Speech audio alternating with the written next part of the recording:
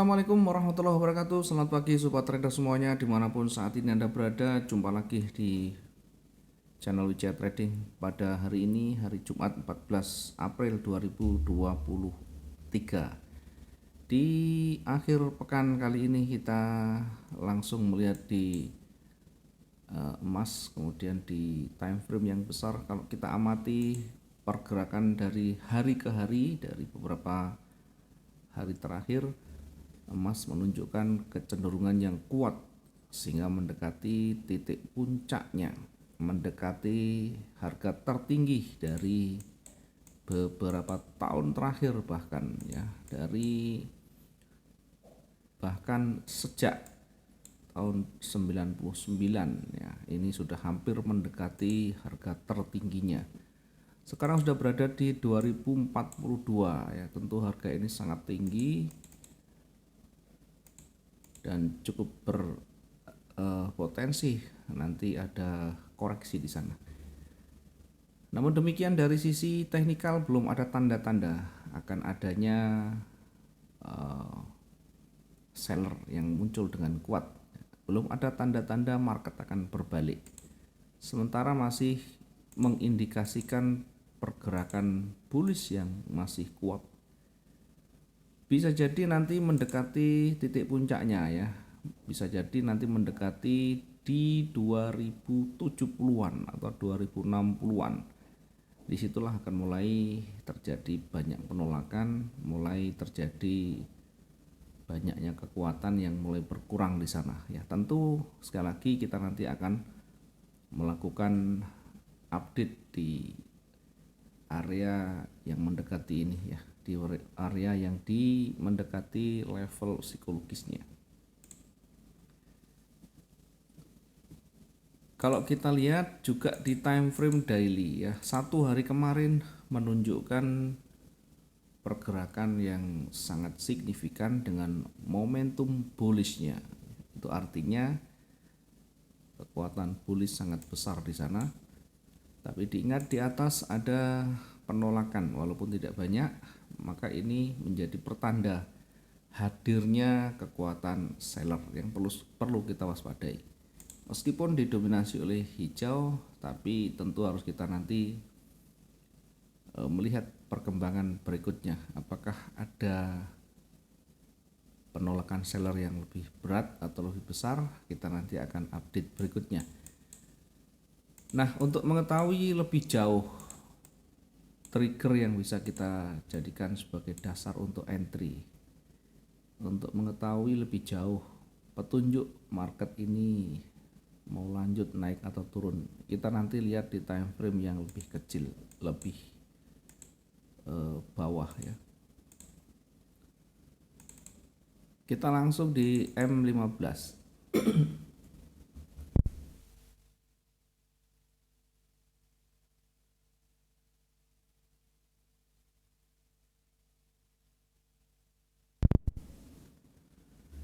Kita langsung amati di M15, perhatikan dari kemarin bergerak tuh naik, kemudian mulai konsolidasi. Dari konsolidasi kita bisa mencari ya, atau menemukan level yang terdekatnya atau area yang terdekatnya untuk area pentingnya. Maka nanti kita uji apakah mampu melewati atau justru akan mulai ditolak di sana. Dari sisi bawah support juga cukup dekat di sana ya. Kemudian kalau kita nanti memutuskan mengambil, tentu targetnya sangat kecil sekali. Sehingga harus betul-betul kita lihat secara umum.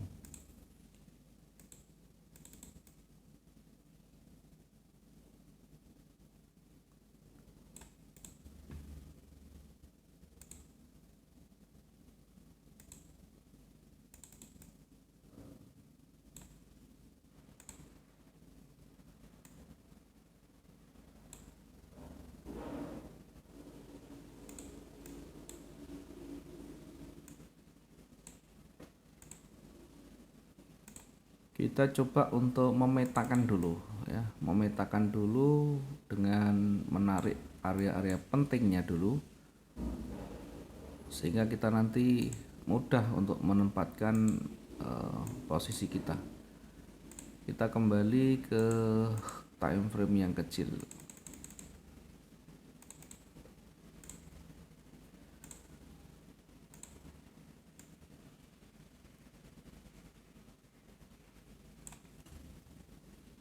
Jadi ada gelombang naik turun di mana harga ini kalau kita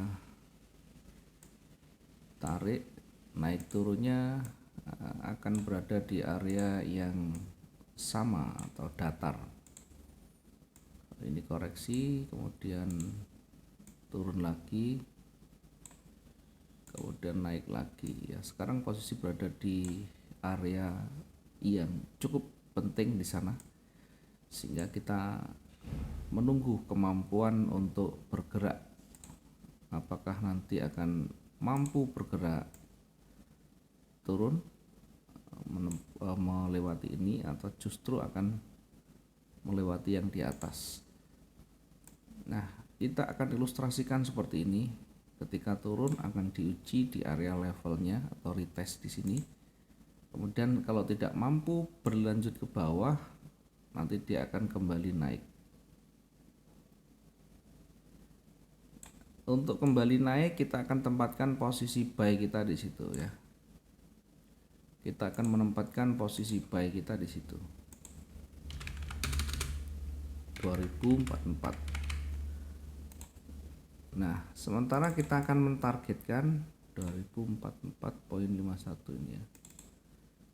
Kita akan mentargetkan setidaknya di ujungnya di sini kira-kira berapa ya, kita uji dulu.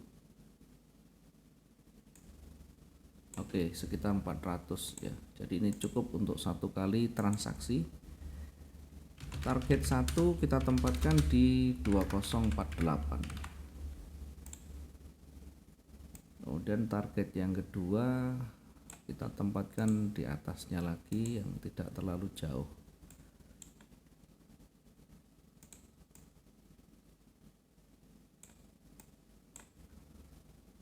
Dengan jarak sekitar 600-an ya. Ya, 600-an kita tempatkan di 2055 ya, biar tetap juga masuk akal. Sementara di atas masih ada space untuk level psikologis yang sebelumnya. Target kita tempatkan yang kedua di 2054 poin sekian. Sementara di titik tertingginya kita nanti akan uji di sini sebagai area koreksi atau area jenuhnya.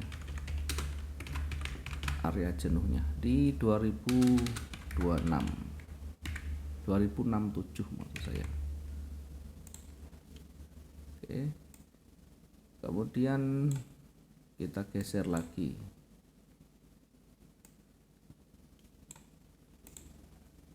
Nah, kita juga akan mempersiapkan ketika nanti dia lewat di bawah ya, tidak mampu menembus area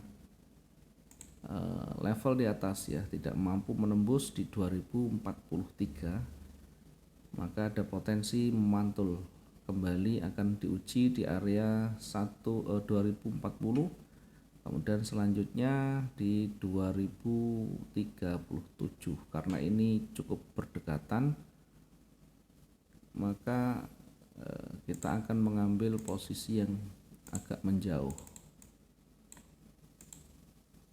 Kita akan tempatkan posisi sell kita di sini ya, sell di 2035. Nah, target kita yang terdekat di sini sekitar berapa ini? Oke, 400. Target yang terdekat kita tempatkan di 2031. 2031. Kenapa kecil sekali ya? Karena kita menyesuaikan dengan teknikalnya. Dengan teknikal yang ada kita menyesuaikan untuk target yang terdekat dan cukup realistis di 2031 poin sekian.